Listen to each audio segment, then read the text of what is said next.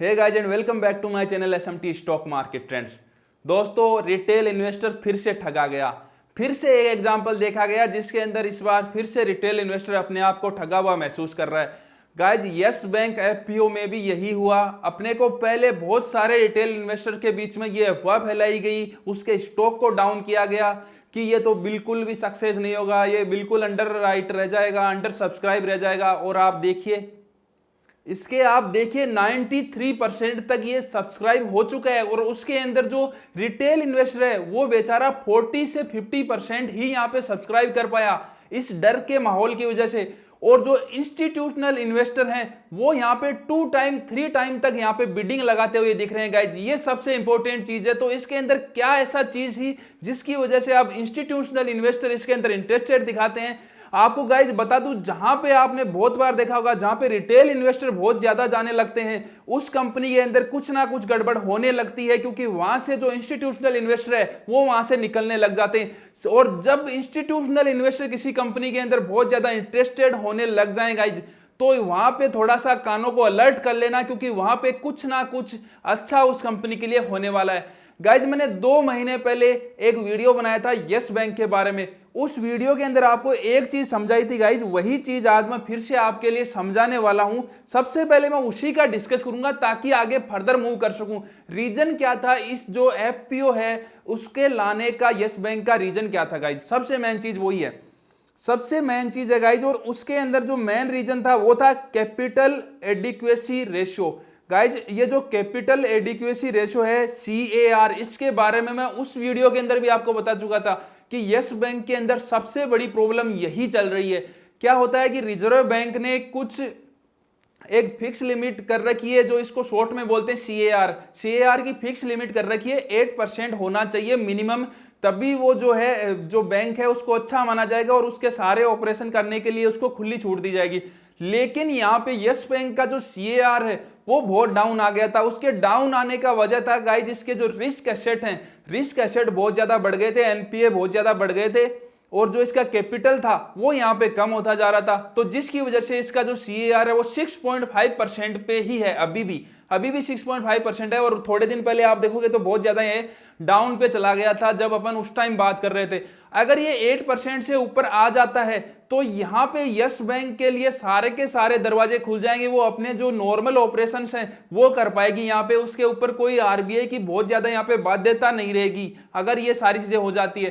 तो इसी के लिए यहाँ पे यस बैंक ने ये कदम उठाया। 15,000 करोड़ की यहाँ पे लिक्विडिटी अगर उसके पास आ जाएगी तो ये CAR वाले इस झंझट से तो बाहर निकल ही जाएगी, क्योंकि 8% से ऊपर तो ये चला ही जाएगा। क्योंकि इसके पास अभी जो इसके पास टोटल जो बता रहे हैं वो है 15,000 करोड़ है, और 15,000 करोड़ और इसके पास आ जाएंगे तो 8% से ऊपर तो सीधा का सीधा ये निकल जाएगी। तो वो तो इसको दिक्कत है नहीं।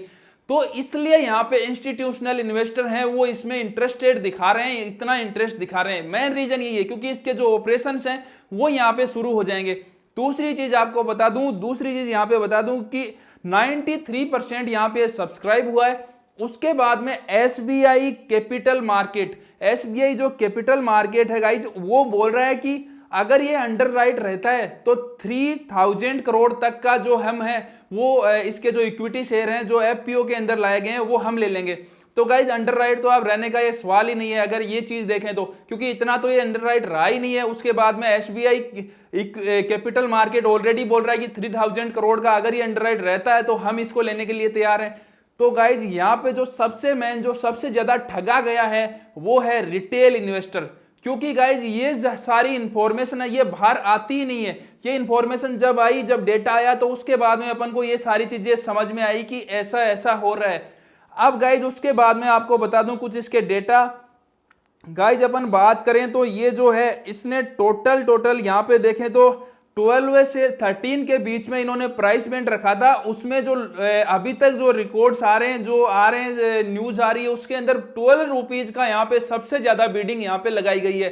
12 रुपीज की बिडिंग लगाई गई है। तो इसके अंदर जो टोटल यहाँ पे जो, क्योंकि अंडर सब्सक्राइब है तो इंस्टीट्यूशनल इन्वेस्टर को ना मिले, लेकिन रिटेल ने जिन्होंने इसके अंदर अपना जो लगाया है, लोट्स लिए हैं, वो सारे आपके एग्जीक्यूट इजीली हो जाएंगे, क्योंकि सारे लोगों ने यहाँ पे जो अपने FPO के अंदर लोट है वो लगाए ही नहीं है। और हो सकता है आने वाले टाइम में जब ये खुलेगा गाइज, तो इसका जो जब इसकी लिस्टिंग होगी तो हो सकता है ये काफी अच्छी प्राइस पे यहाँ पे खुलने के पूरे यहाँ पे चांसेस दिख रहे हैं। क्योंकि गाइज ये इंडिकेशन भी ऐसे ही मिल रहे हैं, ये सारी चीजों को अपन देखें तो आज नहीं तो कल ये जो है ये एफपीओ आपको अच्छा खासा यहाँ पे रिटर्न देने वाला है, ये तो कंफर्म है यहाँ पे।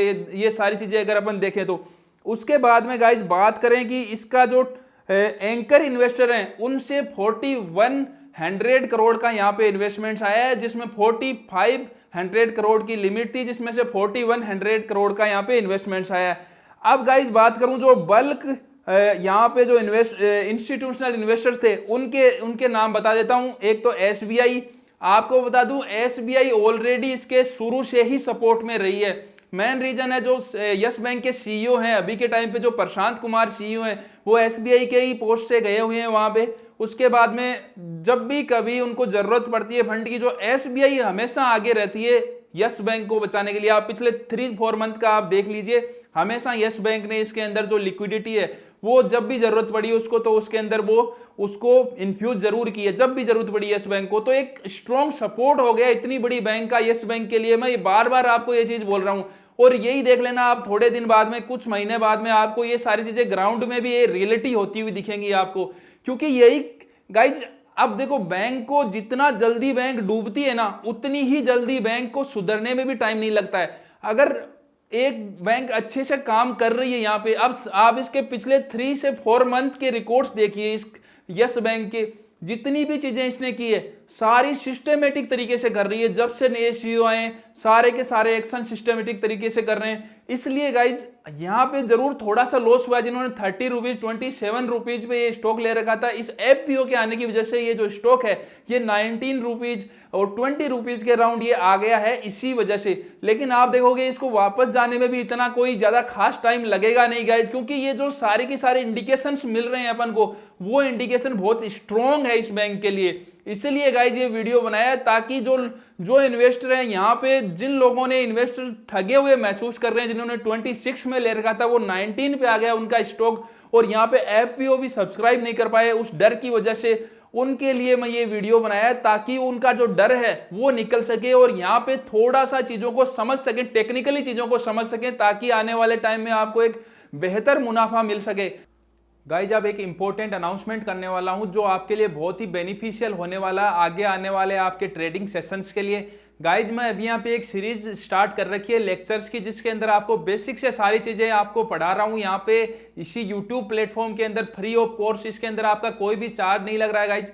तो आप जाके मेरा जो सेकंड लेक्चर है वो आ चुका है, उसको भी देख सकते हो गाइज। उसके अंदर आपका जो बेसिक है बेसिक क्लियर होगा गाइज, और आपके जो कंसेप्ट्स हैं कंसेप्ट्स क्लियर होंगे कि मार्केट कैसे यहाँ पे मूव आउट करता है और कैंडल्स कैसे मूव करती है, कैंडल्स कैसे जनरेट होती है, और उस कैंडल्स को यूज करके अपन कैसे मार्केट के अंदर अपनी जो स्ट्रेटेजी है, अपना जो प्लान है वो यहाँ पे बना सकते हैं गाइज। क्योंकि वो बहुत बेनिफिशियल होने वाला है गाइज, वो आपके लिए वो स्ट्रेटेजीज, उसके अंदर एक रियल टाइम जो एग्जांपल है उनको लेके गाइज मैं यहाँ पे चीजें समझा रहा हूँ आपको, ताकि आपको एक लॉन्ग टर्म के अंदर यहाँ पे बेनिफिट हो सके। गाइज वो लेक्चर सीरीज काफी लंबी चलने वाली है, उसके अंदर सारी की सारी चीजों के बारे में डिस्कस करेंगे अपन, इंट्राडे, स्विंग ट्रेडिंग, और गाइज लॉन्ग टर्म के इन्वेस्टमेंट्स के अंदर कैसे कैंडल्स को यूज करें, वो सारी चीजें भी यहाँ पे डिस्कस करने वाले हैं। कैंडल्स के जो मेन पैटर्न्स हैं, जो सिग्नल्स हैं अपन को मिलते हैं, एंट्री लेवल्स मिलते हैं गाइज, और वैल्यू जो है उसकी एरिया की वैल्यू है, सारी चीजों के बारे में कंप्लीटली यहाँ पे डिस्कस करेंगे उन लेक्चर्स के अंदर। तो आप उनके अंदर आप इंटरेस्टेड हो, अगर आप सीखना चाहते हो, कुछ स्टडी करना चाहते हो यहाँ पे स्टॉक मार्केट से रिलेटेड, तो मेरे आप उन लेक्चर्स को वॉच कर सकते हो गाइज। उसके बाद में बता दूं आपको गाइज कि अगर आपका अभी तक डीमैट अकाउंट नहीं है तो नीचे मैंने डिस्क्रिप्शन में लिंक दे दी है जीरोधा की, आप उस लिंक पे क्लिक करके यहाँ पे डीमैट अकाउंट खुलवा सकते हो। अगर आप मेरी लिंक से जाके यहाँ पे डीमैट अकाउंट खुलवाते हो तो आपको बहुत सारे यहाँ पे बेनिफिट मिलने वाले हैं गाइज। और यहाँ पे आपको बता दूं जो जीरोधा है वो इंडिया का बेस्ट यहाँ पे ब्रोकर है, उसके अंदर आपको काफी बेनिफिट्स मिलते हैं यहाँ पे। और जो हैंग होने की शिकायत आती है यहाँ पे, अपन जब सुबह मार्केट ओपन होता है बहुत सारे यहाँ पे ट्रेडिंग प्लेटफॉर्म के अंदर यहाँ पे हैंग होने की शिकायत आती है, यहाँ पे जीरोधा के अंदर आपको बिल्कुल भी ये रेयरेस्ट मतलब ये मिलने वाला है, बहुत ही स्मूथ सर्वर है। उसके बाद में आपको मेरी लिंक से जाते हो तो 24/7 आपको सेल्स टीम का सपोर्ट रहेगा, और उसके अलावा भी आपको स्टडी मटेरियल भी वो प्रोवाइड करेंगे अगर आप नीचे दी हुई लिंक से जाते हो तो। गाइज ये सारे की सारी चीजें आपको मिलने वाली है। और उसके बाद में आपको इस वीडियो से रिलेटेड या बाकी किसी स्टॉक से रिलेटेड आपका कोई भी डाउट हो नीचे कमेंट करें, बेफिक्र होकर कमेंट करें। आपके हर कमेंट का रिप्लाई अगर मेरे को टाइम रहा और आपका अगर कमेंट एडिक्वेट और अच्छा कमेंट हुआ, अगर वो रीजनेबल लगा मुझे, तो उसके अंदर भी मैं रिप्लाई देने की पूरी कोशिश करूंगा गाइज। थैंक यू दोस्तों।